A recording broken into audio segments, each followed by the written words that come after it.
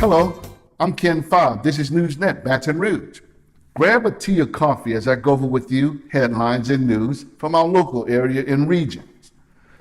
In Plaquemine, Louisiana, the Iberville Sheriff's Office has finally named 2 suspects they believe are responsible for a retaliation shooting that killed 14-year-old Jonathan Tobias as he used the bathroom in his home. The sheriff's office says DeAndre Kane was arrested on Monday for being a principal to second-degree murder.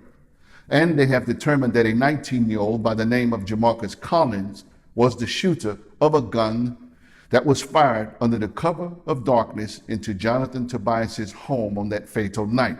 Collins will be charged with the second-degree murder. Jonathan Tobias was not the intended target of the shooting when he was killed on April 23rd. Rather, the intended victim was not at home at the time.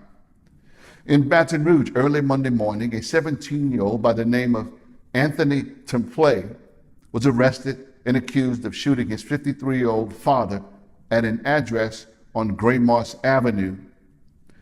At the scene, authorities found the victim shot in his head and torso. In the home, authorities found 2 guns and bloodstains which suggested the victim was shot near a bathroom inside of the home.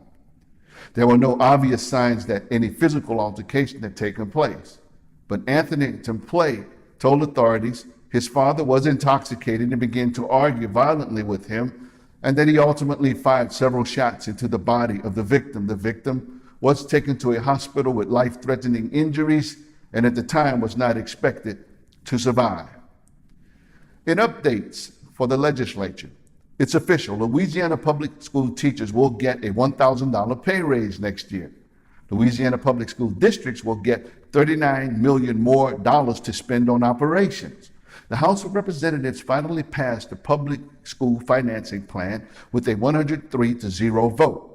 This legislation increased spending on Louisiana public schools by $140 million for the year 2019 through 2020, and it also provides for a $500 pay raise for school support workers as well.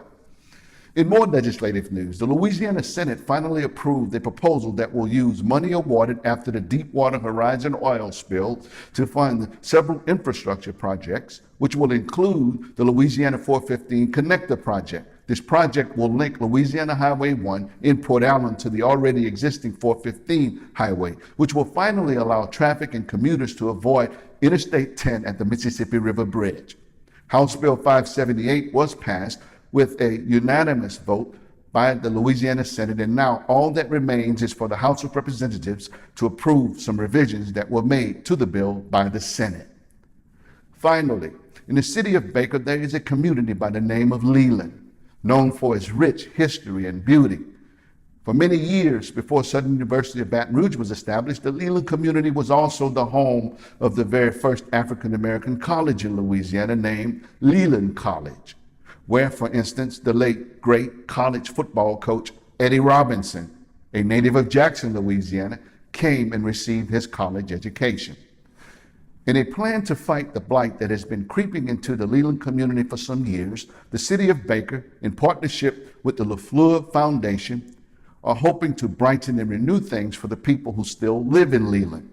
According to the mayor of Baker, Darnell Waits, the plan is to address the blighted properties and houses that the owners may want to redevelop. He says they want to rebuild the neighborhood, starting with the homes.